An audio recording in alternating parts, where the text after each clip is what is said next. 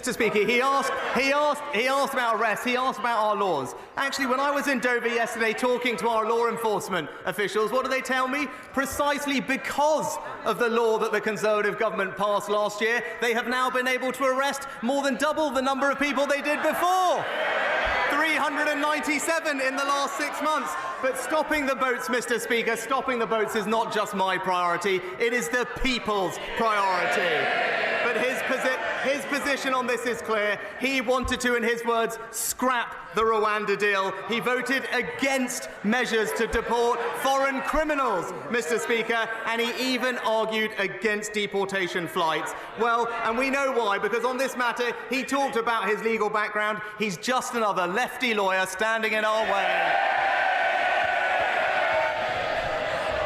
All that nonsense because he doesn't want to answer the question. Because he knows what the answer is. The number is 21. I thought he was a man of detail. 21 people out of the 18,000.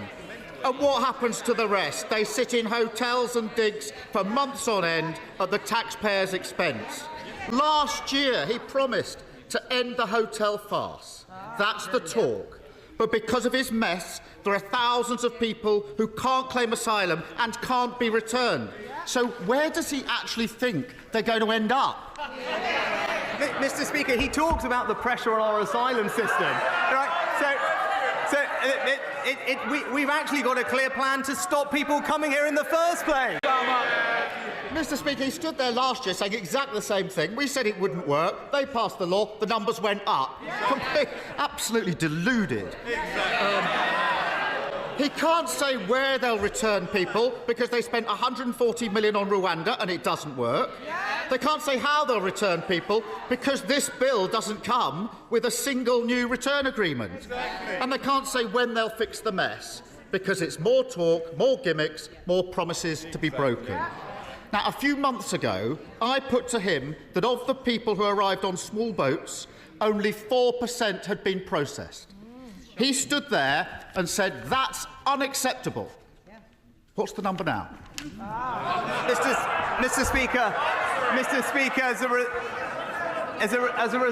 as a result of what we've done, there are now 6,000 fewer people in the caseload of asylum backlog. We're hiring more caseworkers. We're increasing their productivity. And again, he's mistaken when it comes to returns, Mr. Speaker, because we do have returns agreements with India, with Pakistan, with Serbia, with Nigeria, and crucially, now with Albania, where we are returning hundreds of people, Mr. Speaker. But look, our position on this is clear. If you arrive here illegally, you will not be able to claim asylum here. You will not be able to access the modern slavery system, and you will not be able to make spurious human rights claims. That is the right thing to do. But he's going on and on about process, hiding behind process, because he doesn't want to confront the substance. We are the party of fairness, and he represents the party of free movement. I thought he was supposed to be the man of detail. He's gone to all that lengths to avoid the detail. He knows the answer to the question. Less than 1% of those arrived by boats have been processed. He shakes his head. It's the government's own statistic. After 13 years, small boat crossings higher than ever, claims unprocessed, the taxpayer paying for hotel rooms, criminal gangs running all the way laughing to the bank, and an asylum system utterly broken on his watch. This is their 5th Prime Minister, their 6th immigration plan, their 7th Home Secretary, and after all this time, all they offer is the same old gimmicks and empty promises. Now, I don't agree with the Home Secretary on very much, but when she says that the Tories are all talk and no action, she's spot on, isn't she?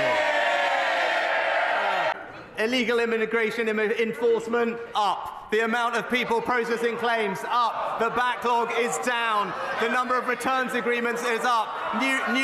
Hundreds of people returned to Albania, and now new laws to detain and deter illegal migrants. It's clear what we stand for, Mr. Speaker. We're doing what's right. We are acting with compassion. We are acting with fairness. And we are acting to respect the laws and borders of our country. We are delivering what we said, and it's crystal clear here listening to this, Mr. Speaker, that it's going to be the Conservatives and only the Conservatives that stop the boat.